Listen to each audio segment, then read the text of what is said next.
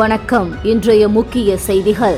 புதுச்சேரி காமராஜர் ஓவிய கலைக்கூடம் சார்பில் பாரதி பூங்காவில் நடைபெற்ற ஓவியர் கலைஞர் சாலையோர ஓவிய கண்காட்சியினை புதுச்சேரி துணைநிலை ஆளுநர் துவக்கி வைத்து பார்வையிட்டார்.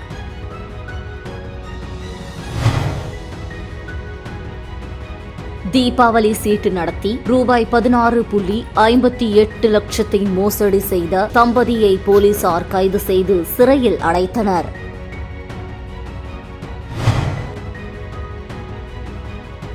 சின்ன வீராம்பட்டினம் பகுதியில் உள்ள அரசு தொடக்க பள்ளியை மூட எதிர்ப்பு தெரிவித்து மாணவர்களிடம் பெற்றோர்கள் மற்றும் அப்பகுதி மக்கள் சாலை மறியலில் ஈடுபட்டனர்.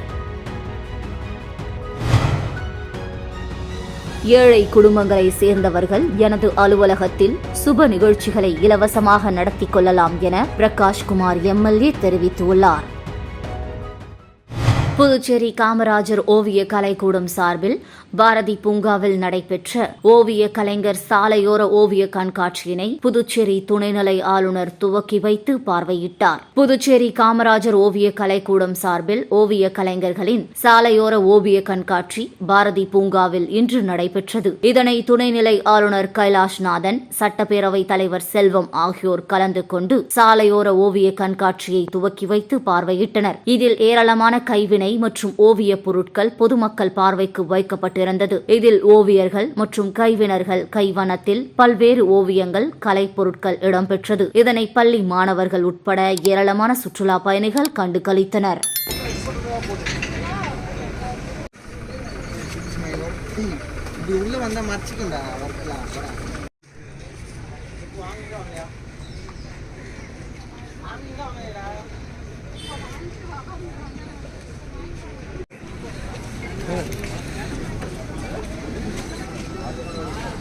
இந்த பிரபஞ்சத்தின் அழகை, மனித நாகரிகத்தின் வளர்ச்சியை, பண்பாட்டின் சிறப்புகளை வரலாறாக தனக்குள்ளே வைத்து நமக்கு தருகிறது.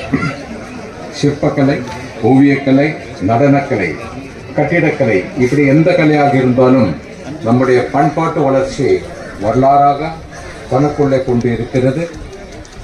பழங்காலத்தில் வாழ்ந்த மனிதன் தான் பார்த்த விலங்கு பொருள்கள் எல்லாவற்றையும் குகைகளில், சுவர்களில், கூரைகளில் கோடுகளாக, பின்பு அதில் அழகையும் உணர்ச்சியும் சேர்த்து அழகிய ஓவியமாகவும் வரைந்து வைத்தான். தீபாவளி சீட்டு நடத்தி ரூபாய் 16.58 லட்சம் மோசடி செய்த தம்பதியை போலீசார் கைது செய்து சிறையில் அடைத்தனர். புதுச்சேரி அடுத்த தமிழக பகுதியான வானூர் நாராயணபுரத்தை சேர்ந்தவர் புருஷோத்தமன். தனியார் நிறுவன ஊழியர். இவர் மனைவி கீதாவுடன் இணைந்து தீபாவளி நகை சீட்டு நடத்தி வந்தார். சீட்டில் சேர்பவர்களுக்கு 2 கிராம் தங்க நாணயம், 10 கிராம் வெள்ளி மற்றும் ரூபாய் 3000 மதிப்பிலான மளிகை பொருட்கள் வழங்குவதாக கூறினார். இதை நம்பி கரசூர் பகுதியை சேர்ந்த 132 பேர் ரூபாய் 16,58,000 வரை தீபாவளி சீட்டு கட்டினர். ஆனால் தீபாவளி பண்டிகை முடிந்தும் அவர்கள் கூறியபடி பொருட்கள் எதுவும் வழங்கவில்லை. இதையடுத்து சீட்டு கட்டியவர்கள் புருஷோத்தமன் வீட்டிற்கு சென்று கேட்டபோது சில தினங்களில் தருவதாக கூறினர். இந்த நிலையில் கணவன், மனைவி வீட்டை பூட்டிவிட்டு தலைமறைவாகினர். இதனால் பாதிக்கப்பட்ட சாந்தி என்பவர் அளித்த புகாரின் பேரில் சேதராப்பட்டு போலீசார் வழக்கு பதிந்து புருஷோத்தமன், கீதா ஆகியோரை கைது செய்து சிறையில் அடைத்தனர்.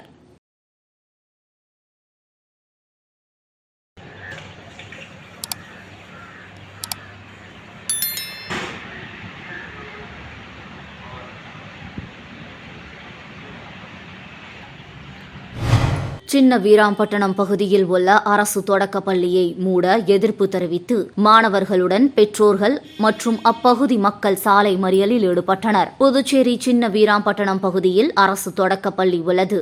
இந்த பள்ளி 80 ஆண்டுகளாக அப்பகுதியில் இயங்கி வருகிறது. தற்போது 1ஆம் வகுப்பு, 2ஆம் வகுப்பு என 2 வகுப்புகள் மட்டுமே நடந்து வந்த நிலையில் 15 மாணவர்கள் மட்டுமே இப்பள்ளியில் படித்து வருவதாக கூறப்படுகிறது.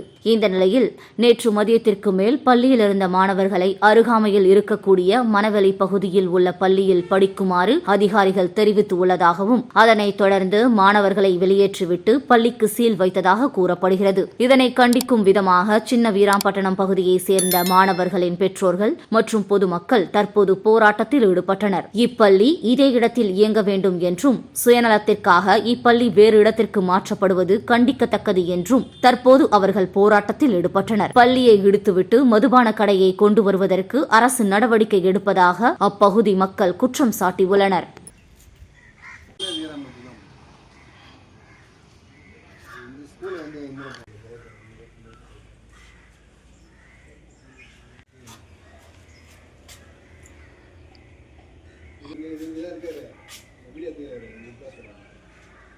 என்ன ரூல்ஸ்ன்றதை பார்த்துருவோம். ஏன்னா சின்ன பசங்களும் இங்கே தான் படிக்கிறாங்க, நாங்களும் இங்கே தான் படிச்சிருக்கோம்.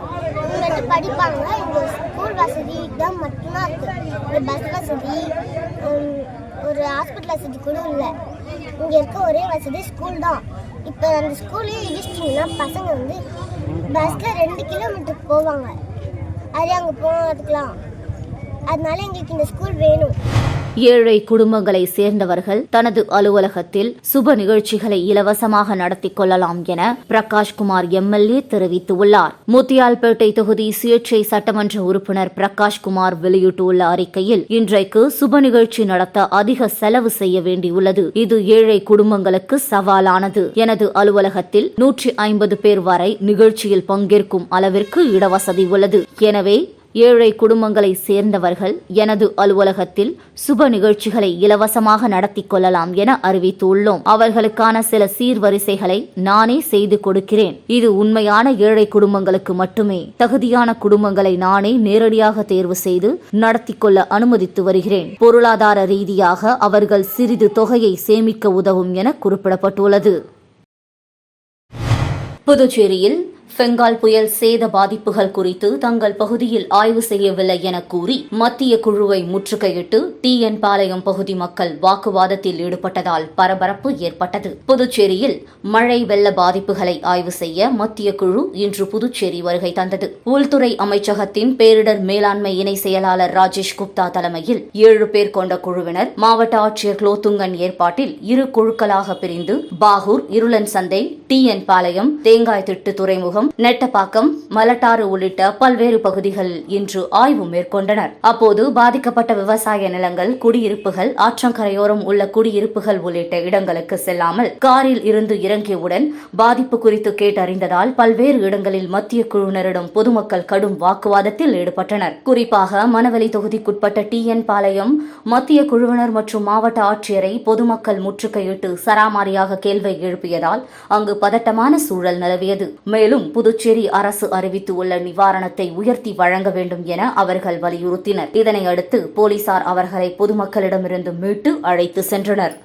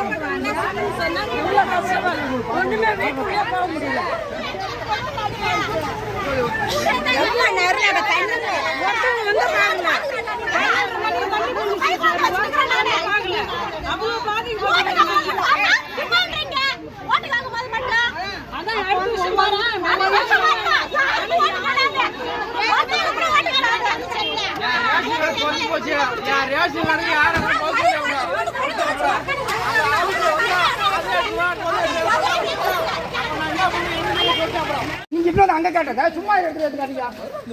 எங்க வருவாங்க? எப்ப வருவாங்க? எப்படி எப்படி இன்னொரு நீங்க நான் தான் காமிச்சேன்.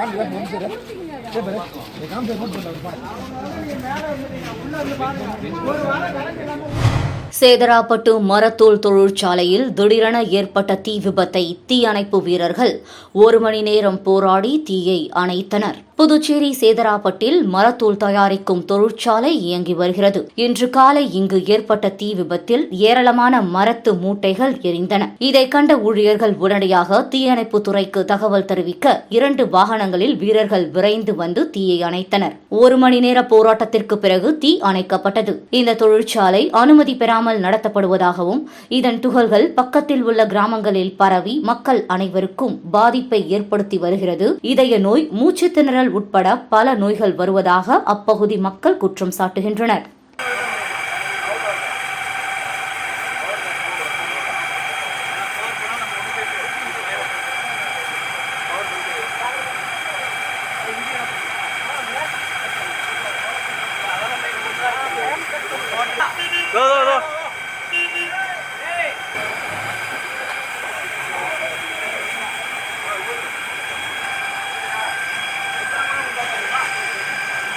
புதுச்சேரியில் புயல் வெள்ள பாதிப்புகளை மத்திய அரசின் சிறப்பு குழுவினர் நேரில் பார்வையிட்டு ஆய்வு மேற்கொள்வதற்காக இன்று மாலை வருகை தரவுள்ளதாக ஆட்சியர் குலோத்துங்கன் தெரிவித்துள்ளார். இது தொடர்பாக அவர் வெளியிட்டுள்ள செய்திக்குறிப்பில் மத்திய அரசின் உள்துறை அமைச்சக பேரிடர் மேலாண்மை பிரிவின் இணை செயலர் ராஜேஷ் குப்தா தலைமையில் 6 பேர் அடங்கிய குழுவினர் புதுச்சேரி புயல் வெள்ள பகுதிகளில் ஆய்வு செய்ய மேற்கொள்ளவுள்ளதாக அறிவிக்கப்பட்டது.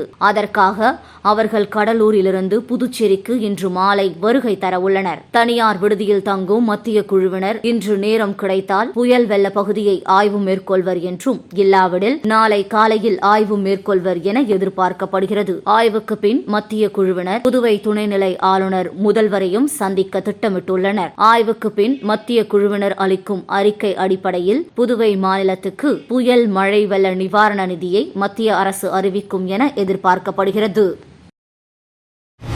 தேசத்தை பாதுகாக்கும் படை வீரர்களின் சேவைகளுக்கு நாம் செலுத்தும் உண்மையான மரியாதையாக கருதி கொடிநாள் நிதிக்கு தாராளமாக பங்களிப்பை செய்ய வேண்டும் என புதுவை துணைநிலை ஆளுநர் கைலாஷ்நாதன் வேண்டுகோள் விடுத்துள்ளார். இது தொடர்பாக அவர் வெளியிட்டுள்ள அறிக்கையில், ஒவ்வொரு ஆண்டும் டிசம்பர் 7ஆம் தேதி நாடு முழுவதும் கொடிநாள் கடைபிடிக்கப்படுகிறது. ராணுவம், கடற்படை, விமானப்படை வீரர்களுக்கு இதயபூர்வமாக மரியாதை செலுத்துவதை இந்த நாள் குறிக்கிறது. இந்த நாளில் பாதுகாப்பு படையினர், முன்னாள் படை வீரர்கள் மற்றும் அவர்களது குடும்பத்தாருக்கு எனது வாழ்த்துக்களை தெரிவித்துக் கொள்கிறேன். கொடிநாள் நிதியாக நாம் அளிக்கும் நிதி முன்னாள் படை வீரர்கள் மற்றும் அவர்களுடைய குடும்பத்தாரின் நலனுக்கு நேரடியாக சென்று சேர்கிறது. மேலும் இது தேசபக்தியையும் ஒற்றுமை உணர்வையும் வளர்த்து பொதுமக்களுக்கும் ராணுவ வீரர்களுக்கும் இடையிலான உறவை வலுப்படுத்துகிறது. புதுச்சேரி அரசும் மக்களும் கொடிநாளை மிகுந்த உற்சாகமாக கடைபிடிப்பதை பார்க்கின்றேன். நமது தேசத்தை பாதுகாப்பதில் நம்முடைய படை வீரர்கள் ஆற்றிய சேவைகளுக்கு நாம் செலுத்தும் உண்மையான மரியாதையாக கருதி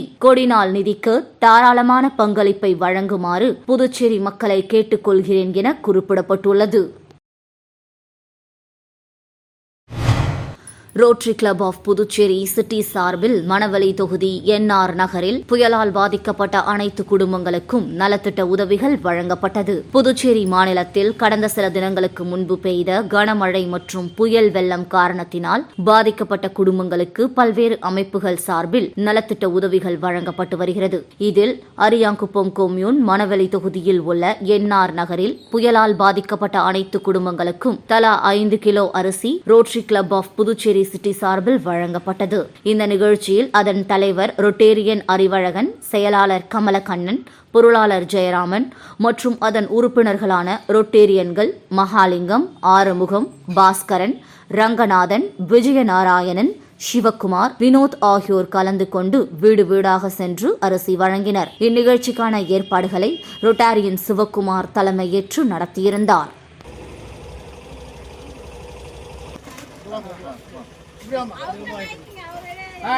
ஒன்று வாங்க பின்னாடி அப்பா நீங்க வரலையா? போங்க. ஏமா நீ போமா. வணக்கம். இன்றைய முக்கிய செய்திகள். புதுச்சேரி காமராஜர் ஓவிய கலைக்கூடம் சார்பில் பாரதி பூங்காவில் நடைபெற்ற ஓவியர் கலைஞர் சாலையோர ஓவிய கண்காட்சியினை புதுச்சேரி துணைநிலை ஆளுநர் துவக்கி வைத்து பார்வையிட்டார்.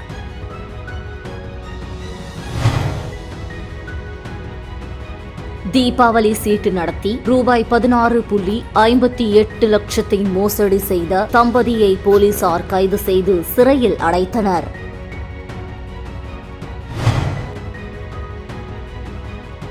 சின்ன வீராம்பட்டினம் பகுதியில் உள்ள அரசு தொடக்க பள்ளியை மூட எதிர்ப்பு தெரிவித்து மாணவர்களிடம் பெற்றோர்கள் மற்றும் அப்பகுதி மக்கள் சாலை மறியலில் ஈடுபட்டனர்.